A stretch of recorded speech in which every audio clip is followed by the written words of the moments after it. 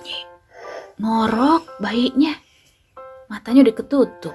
Dibangunin sih nangis deh.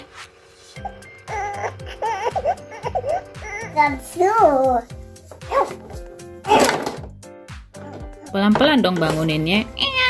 Nangis gitu. Coba pencet dulu, bisa bunyi ya?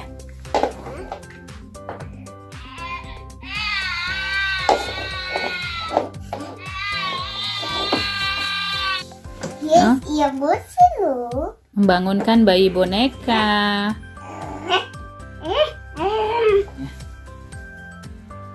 Nah, boneka bayi bisa bunyi. Berat bonekanya, kayak anak bayi beneran. Itu ada sendok di situ di tempat tidurnya.